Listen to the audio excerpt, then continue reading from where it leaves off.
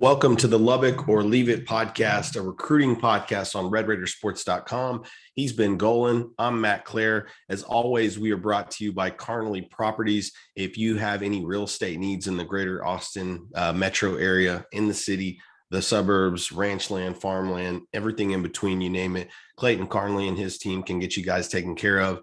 Not only are they great at what they do, but they're great Red Raiders. They're part of the Red Raider sports community. So we'll include their information below the player. But again, anything you guys need in the real estate space in the greater Austin area, give them a holler. With that being said, Ben, how you doing, man? Doing good, Matt. Good basketball win. That's right. Run of commits. Going on vacation this weekend. Can't complain. Yeah, there you go. Vacation. I can't meet you on the vacation, but it's been fast and furious with commitments. The basketball games have been pretty wild. So, a lot to talk about, but something that we've wanted to do, here for a couple weeks now is we wanted to have some of these new commitments on the show. And tonight we do have a special guest. We have Northwest quarterback Jake Strong that's going to join us, Ben. You can go ahead and add him into the conversation, when you have a moment. But I was looking at it before we got on, and it feels like Jake's been committed for a while, but I just realized it hasn't even been a month. So here we are. Yeah. Like you said, crazy run. And here's the man of the hour, Jake Strong himself. What's up, Jake? How you doing, man? I'm doing well. How about yourselves? We're doing good. So I was just saying while you were joining, it feels like maybe a little bit longer, but I've just realized you haven't even been committed for a month yet. Has it seemed like time's flown by a little bit since you made that decision? Yes, sir. It has. It feels like I've been committed for a while now, really. It's crazy how slow things will go once you're kind of in it and the dust settles. So it definitely feels like it's been a longer time period. Well, first off, congratulations, man. I know we've had a chance to talk and do individual interviews and saw you last week at 7-on-7, but I'm always interested to ask, now that it has been 3-4 weeks later, what does it feel like to kind of, is it starting to sink in that you're committed? And I mean, it seems like you guys are full steam ahead, but what does it feel like to have that out of the way? It's funny you asked that. Me and my mom and dad were just talking about it earlier when we were sitting down to eat for dinner. I don't think it really has set in yet. It still feels surreal. I've been working for this basically my whole life, dedicated my whole life to it. And so it doesn't really feel like it's actually happening quite yet. Okay. Well, cool. I mean, I know that I believe you've been a varsity player at quarterback since your sophomore year, if I remember correctly. So like you said, you've been at it for a while, probably played quarterback a long time before that. I don't know if it's hard to remember or not, but what's like your first experience with recruitment, right? What was like maybe a first school to reach out or a camp or something like that? How did all this get started for you? I think it started back in my freshman year. I got my first taste of recruitment. Actually, no, let me back up. It started kind of back in my 8th grade year. I had gone to Baylor a couple times for some camps through the Grapevine with Courtney Jackson. He kind of set up a few things and for the youth camps. And my first taste of the recruiting process really wasn't even about me. It was about one of my buddies, Emeka Megwa. You guys may know the name. He and I were close. And so kind of experiencing his first step as well, it kind of gave me some insight into the recruiting world. So my first taste of it really wasn't even that really towards me. It was alongside one of my buddies. And then my first taste of it really didn't happen until my freshman year is literally when it started kicking off. I had some freshman varsity tape. I lettered my freshman year. I didn't start, but I did get some playing time. And so that's kind of really when things first started to kind of get the ball rolling. And then really my sophomore year is whenever things really took off. More coaches started, more activity on Twitter and more coaches started reaching out. And so. Okay. And I mean, I'm sure from freshman to sophomore, even now, you're maturing every year, but, I think you'd mentioned to me last summer or a little bit before then is when Coach Kitley had reached out, when he was at Western Kentucky. So kind of take us through how that relationship developed even, before he worked for Texas Tech. So he offered me, he was the first person to offer me an FBS scholarship. And then ever since that, Coach Poe texted me one afternoon, and he was like, "Hey, call Coach Kitley. Like you got some good news for you." And so gave him a call, and we talked for about 45 minutes on the phone the first time. And that was a big moment in our relationship, introductory really. And then just kind of getting to know one another. And from there, it just kind of grew and grew and continued to grow throughout while he was through Western Kentucky through the season. Whenever he came to Tech, he was always in communication with me, continued to grow our relationship. And it continued to grow and grow and grow just throughout the whole process. He always kept it honest, truthful. And I really appreciated that from him. And so overall, just our whole relationship just kept building and taking more forward steps as time went on. So. Okay. And then my last question, I'll hand it over to Ben, just kind of following up on that. When you and I had started to first talk, it was probably way before anything to do with Texas Tech. It's just because I live here in the area and said hi and got to know you a little bit. So you had the offer from Kitley, and it seemed like the interest kind of grew from there. So much so to, as of like earlier this month, you had just a bunch of coaches coming in to watch you throw. So I guess I had heard something interesting that, you had kind of taken it upon yourself to get the receivers together, kind of script out what you wanted to do because the coaches were saying, we want to watch you throw. And so it sounds like is it true that you kind of led that little charge and had a script to where all the coaches would come in and watch you? Yes, sir, I did. I kind of sat down and went through a whole thought process of, okay, well, what do coaches want to see? What's going to translate to the big throws to the next level? And so that kind of put together my physical throwing script, and it gave me an idea of what I wanted to do, incorporating our Northwest's offensive stuff into that. Maybe stepping outside that box and doing some things that we don't do typically, but are done at the next level to show that scalability. And then as far as getting all my guys together, Coach Poe, he basically said that I was going to run the show. And so I took that leadership role and got everybody together, said, hey, we're going to be here this time. We're going to warm up, get ready to go. Because not just me, but they have an opportunity as well to perform in front of these college coaches that are coming in. And so I painted it that way. And so they all got really excited and got really fired up. And then it just kind of rolled on from there. Cool. All right, Ben, your turn. Yeah. So continuing with Coach Kitley, he's only been at Tech now for a couple of months, but, being committed now, and I know you still have your senior year ahead, but what's your plan as far as learning the playbook and all those things? As Coach Kitley, mentioned wanting you to get on some Zoom calls and just being prepared because you do enroll early, correct?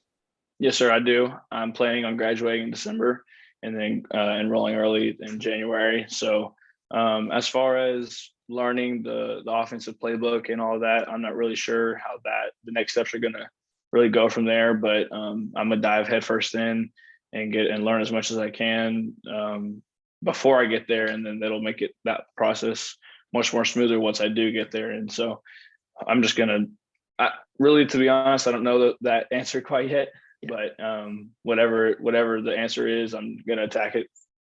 Okay. So, Rivals updated their rankings this week. Now Texas Tech is number 2 in the country. What they say the quarterback commits and then it kind of explodes after that. That's kind of what we've seen since your commitment. Why do you think there's been so much momentum, with Texas Tech?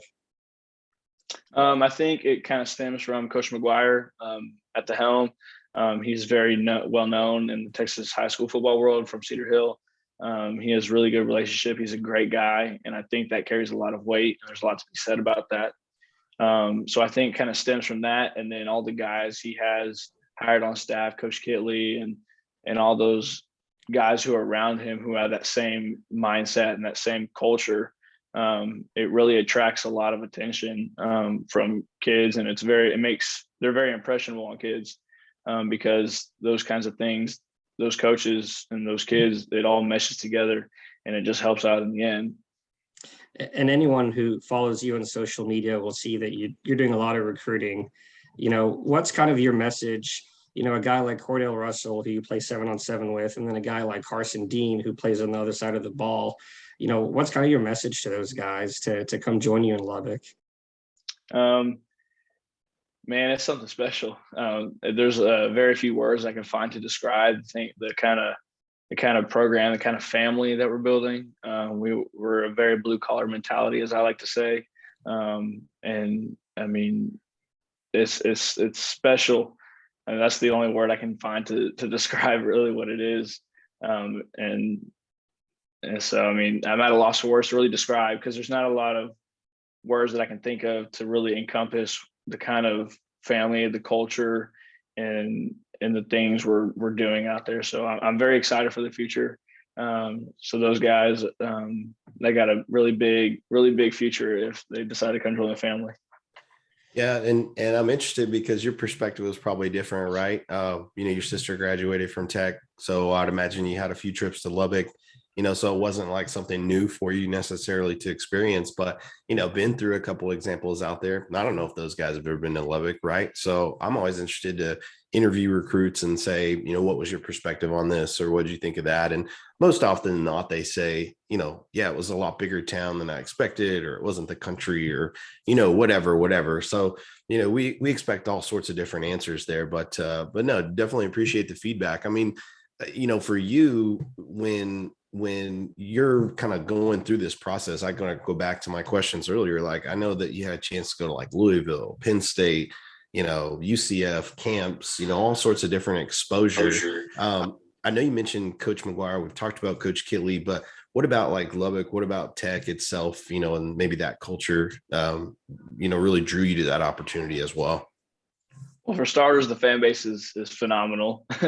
You can see that all over social media. I mean, watching the basketball games on TV, you can hear the crowd through the commentators' booth. I mean, the amounts of support and the amount of love just for the town and the school itself is just unmatched, that I haven't seen before.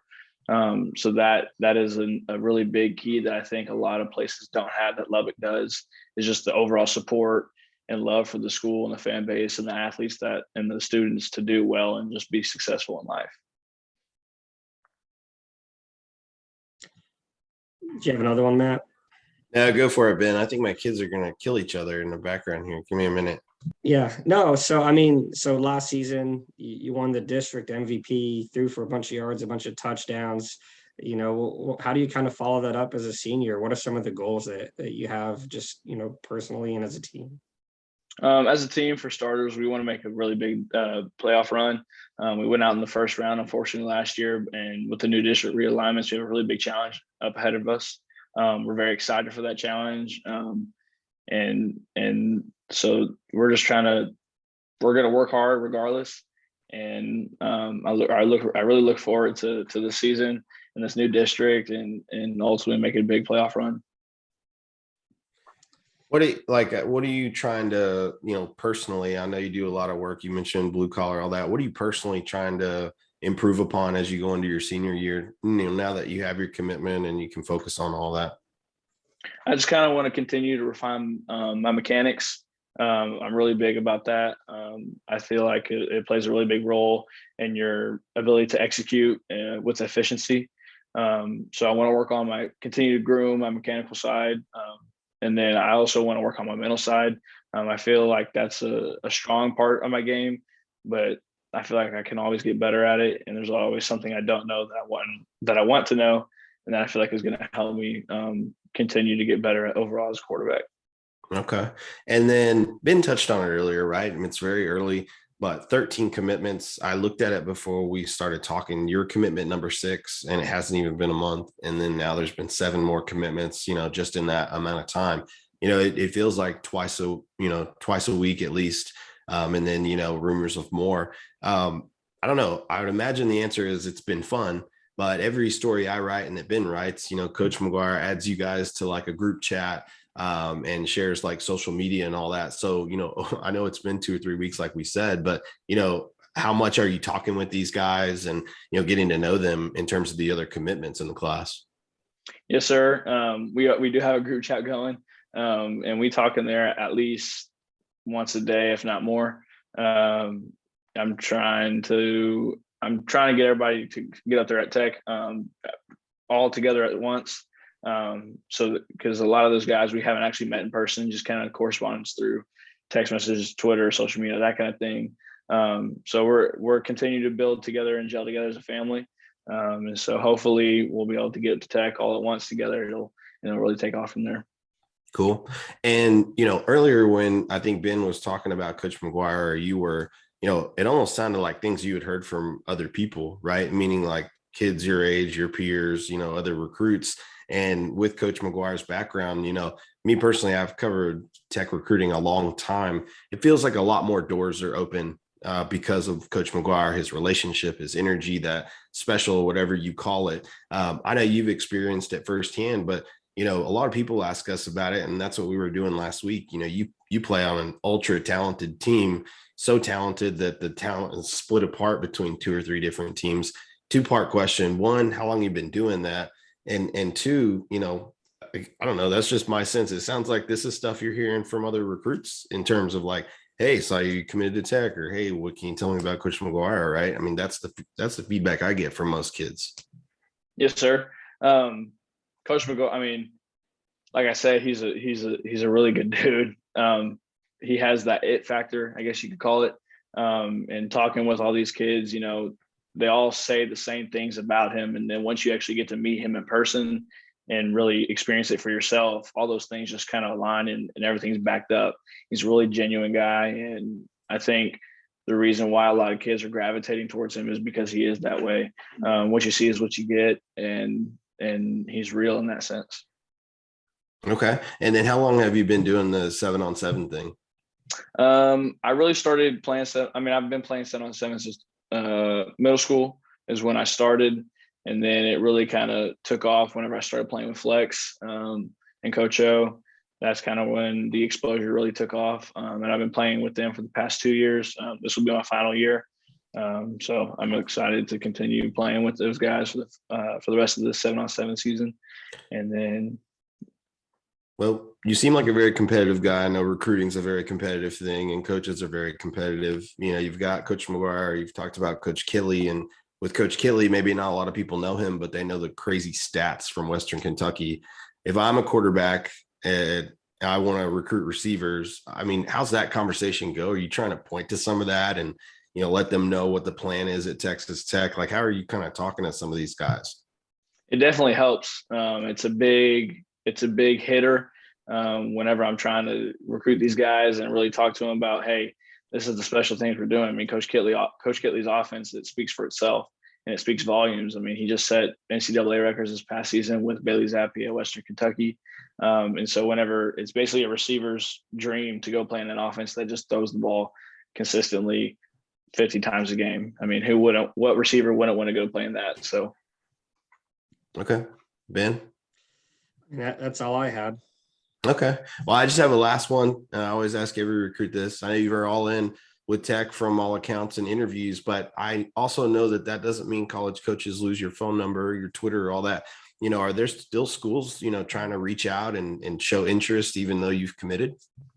There's some schools that have reached out, and I've been respectful of them, and I've responded to them and had conversations with them. But as everybody knows, I'm Tech 100%, and I'm bought into that.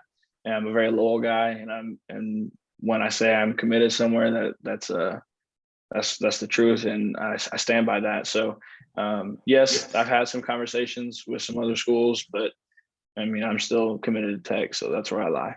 Sure. And I know that, I wrote about it and we talked about it, and this is a media trick. This is the last question, right? But we talked about you're in Coach McGuire's office. And if I remember correctly, you said that you guys had a conversation and mom and dad were there and Coach Kitley, and I think you had said you committed right there in the room. Can you kind of give us a quick recap of how all that happened, in real time? Yes, sir. So we were with Coach Kitley. We were kind of touring the campus, and then we came back to the facility. We went and sat down with Coach McGuire, and we had some tough questions to ask. And so we asked those questions, and then those questions were answered. And then I had a good premonition throughout the visit that I had, because going into it, really going into the recruiting process, I had a certain thing that I had my whys, as I like to call them, and Tech checked all those boxes. And then we just had, like I said, we had those questions to ask before I kind of had my decision made up. And then once those questions were answered and I heard what I needed, it was kind of like, all right, well, let's get this thing rolling. I told Coach McGuire, and it was kind of like an awkward pause for a second. And then my dad was like, were y'all going to hug or something? We're like, what? And so it was kind of funny in that sense. And then the rest is kind of history for the last few weeks. Sure. Yeah, no, right. Like we said, it's been a crash course. Well, Jake, thanks for letting us pepper you with questions, man. We'll have to do it again. But best of luck in 7-on-7, all the camp season and all that. We'll definitely be around to cover you here in the fall as well. But guys, Northwest quarterback commitment, Texas Tech commitment, Jake Strong. Jake, really appreciate your time, man. I appreciate you guys for having me on the podcast. Thanks. All right. We'll talk soon, bud. Thank you.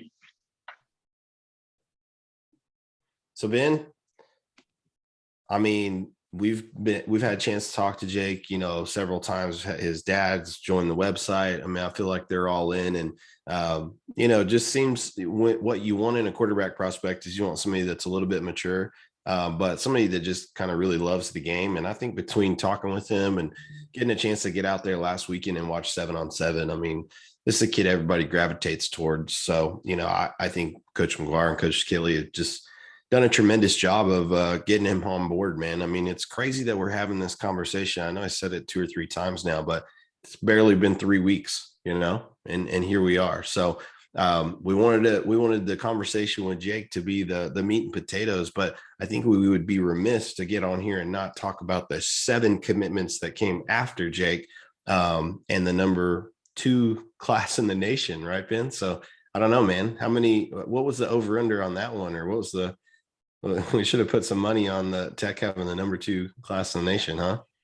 Well, I mean, it looks great. I mean, the class itself, Tech is not going to finish number 2. Sorry to break any hearts, but this is by far the most, 4-star, 5.7, high 3-star types that we have seen in a Texas Tech class, since like 2011 with the Jay Samaro class and Kenny Williams and all those guys. Even then, that class didn't look like that in February, right? So that's I think that's what's been most impressive. And who knows? More to come in short order. But the interesting part is all these guys are rated now, and you kind of go through those month or so of what do you have here, and it's interesting. This class is very interesting. You've got the prospects with a ton of offers. You've got the prospects that had one offer at the time and have gotten others, right? And I know Jake was, he's, like I say, he's mature. I know he's answering, but I know for a fact that there's a handful of colleges that are absolutely still sending him info and reaching out to him, right? So I think that after seeing him in person, I'm a believer in the arm strength and, what he can become. So definitely a good land, solid talent. Anything else to add on Jake? Because like I said, we've got 7 other new commits to cover as well. Yeah, no, I mean, Jake, he's athletic, he's accurate, strong arm. Like you said, people gravitate towards him. He plays for a loaded team where you've already gotten 2 more commits since then, Caleb Smith and Brendan Jordan. So, I mean, all those things are good things, all, things that you want in a quarterback. He's a leader. So again, an excellent early evaluation. It wasn't early because he had a couple other offers too, and other schools are still coming. But this was a Kitley guy, and they were able to offer him and then get him committed. That's what you want to do. So credit to the coaches. And it's pretty important, right? I mean, this is your first full class. Everybody's well aware, if you're addicted to tech recruiting enough to listen to this podcast, they didn't take a quarterback last year and there weren't efforts made. There was the whole Quinn Ewers saga that we went through. And then now we're back to some sort of normal frequency here, where they're going and getting their high school guy. And so very interesting year in Texas. There's just not just a whole boatload of quarterback prospects. And I think for you to get one of the best out of Dallas Fort Worth, I think it's a win-win, right? You look across the landscape and you've got You've got 3 solid QBs in the DFW area. You've got a Syntex kid, and then you've got a kid out of Austin. Those are the main like recruited kids. And then out of that list, one of them won't even play quarterback in college because he's like 6'5", 260, you know? So it's just interesting to kind of see all that shake out. And I think Jake will just progressively get better and possibly separate himself as a senior because I don't know, guys. I mean, these are still either I'm getting older or like these are still babies, you know, like they still got like room to grow, you know, going to get bigger, stronger, faster. So me personally, I think for me, I need to see him more to determine accuracy, but I think the stats speak for themselves. The winning speaks for itself. What most impressed me was just the zip on the ball from last week, because you can't teach that. Like you either have it or you don't. Yep, I agree with you. So anyway, man, I know that we've covered some of these guys on a previous podcast, but now that they have their rankings, we'll just go past it. I mentioned earlier, Jake Strong was commit number 6. That was January 22nd. So, you know, give or take 3 weeks ago. Shortly thereafter, Chapman Lewis, an athlete out of Burleson, he's expected to play safety, defensive back. Now a 5.73 star top 100 kid in Texas. Anquan Willis, the running back from Wichita Falls Rider, 6'1", 220. We've seen him, you know, in the past couple of years covering Jed Castles and Amarion Banks. He plays linebacker and running back. Just a bowling ball of a kid. He got updated to a 5.73 star. Also one of the top rated running backs in the nation. He'll be a Texas top 100 kid as well. Caleb Smith, you know, 5.53 star. I think we covered him a little bit last time. Wide receiver out of Frisco, was injured half the year, but a multi-sport athlete, you know, kid with a lot of bursts and potential. And clearly they love the eval, or else why would they take a receiver this early, right? So I think they believe in his potential. And then I think, you know, you had the conversation with BJ Jordan, but you mentioned he plays on the same 7-on team, but that boiled down to Arkansas, Arizona, and Tech. And that's a 4-star kid that you landed. So, you know, what did he have to say about his decision? Yeah, I think, you know, he was excited about, you know, just the family vibe that he got on his visit. He didn't come for the junior day. He came a couple of weeks before. I believe it was him and like 1 or 2 others. So really the coaches got to focus on him and make him a priority. I think, you know, you mentioned Arkansas. I think Arkansas was feeling pretty good about it. They lost their DB coach, or they had a change, you know, that maybe let Tech get in there and kind of steal his commitment. But you know, any 4-star defensive back from DFW, you know, a guy who, you know, is clearly can hit, can run, you know, and wants to, you know, to change the defense at Tech. I think that's a great addition. You know, Jamari Davis, another 4-star who's projected to play safety. This is, you know, Clarendon, Texas, Panhandle. You know, he had offers from Purdue and Kentucky, which is interesting. You know, we haven't had a chance to speak with him since his commitment, but I'm just curious how, you know, those schools kind of found him first. And then, you know, once McGuire got to Tech, the new staff offered Davis and was able to get him on campus a couple of times and then, you know, land him. And if you look at his highlights, he plays mainly running back in high school, but he's just physical. And he's fast, and you know he has good size, 6'2", 190. So again, you can see that translating over, you know, to play safety, and you know he's just very athletic, you know. And then speaking of athletes, the most recent commit, Marcus Ramon Edwards, local kid from Lubbock, Texas only offer, but you know 6'4", 200. You know, runs a 4.4. Everyone saw the video of him dunking and hanging onto the rim and throwing it down. So I talked to his coach, and you know, that's the thing that kept, you know, coach kept bringing up is, you know, his athleticism, and another guy that they see moving over playing defense, kind of a safety or outside linebacker type role. So yeah, I think just with his frame, 6'4", 200, and right now knowing what he can kind of come in and do from a development standpoint, you know, having those guys that can play that hybrid outside linebacker or bigger safety roles, never Never a bad thing. I think what you see consistently though, and what we've talked about from time to time is, these coaches are going to trust their evaluation. That's easy to say, but B, and maybe more importantly, is they're going to find athletes, because you can't really teach the athleticism, and There's then a they're lot going of to, speed. yeah, they're going to figure out the spot and develop the position and the talent there. But you look at a kid like, typically, doing what we do and being glued and kind of fixed into the recruiting scene at Tech, we usually know when a commitment's coming. You know what I mean? Like we've got our spidey senses up and whatnot. Man, I didn't even know Jamari Davis had committed until like 15 minutes after it happened. It was kind of a surprise to us. And, talk about a nice surprise on a Monday to land a 4-star kid out of West Texas. I mean, he's a starting shooting guard on a state championship team as well. So just speaks to his athleticism. And he told me when we talked after the junior days, like, yeah, we're going to go to state again this year, so just, like to get those kids in the program. And I don't know. I mean, that's why I said this class is interesting. You've got kids with, one offer that stand out on tape. You've got kids that, we're not going to name names, but kids that we've already talked about on this podcast that messaged you and said, hey, I got an offer from Utah. I'm not going to tweet it, but I just wanted you to add it to my profile. I mean, these guys, they're good evaluations. They're going to keep getting offers is my point there. But just the whirlwind of commitments has been really impressive to me. I can't recall a time where Tech's had this many commitments this early. We'll kind of find out, what that looks like over the course of time, but we haven't even gotten to official visits. We haven't even really gotten to the point where, you look at, we talk about number 2 in the nation, but number 1 in the Big 12, Baylor's shortly there behind. I think they have 10 commits now, or maybe they lost one and went to 9. I can't recall. But really after that, you've got maybe 4 commits, 2 commits, 1 commit.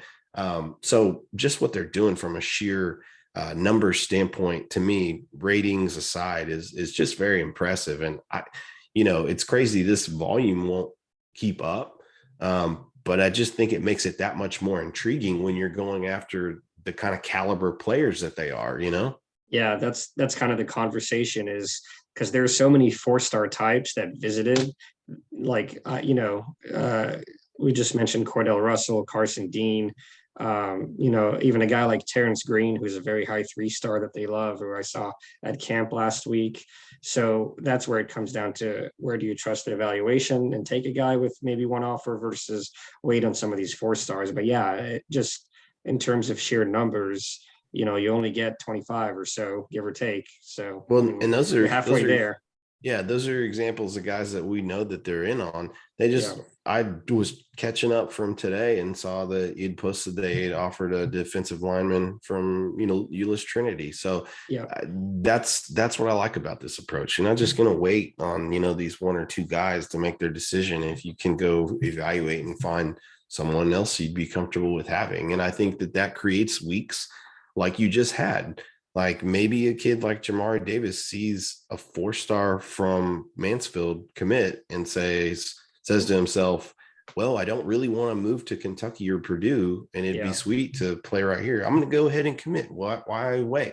And I'm making that up, but I'm just saying, like, to me, that's a scenario that's easily, something that could happen. And so anyway, again, they can't add this many kids, but I do feel like we're going to get a better idea of where things sit once April 1st comes along. You can start doing official visits and all of that. And again, I just don't see a lot of momentum stopping right now.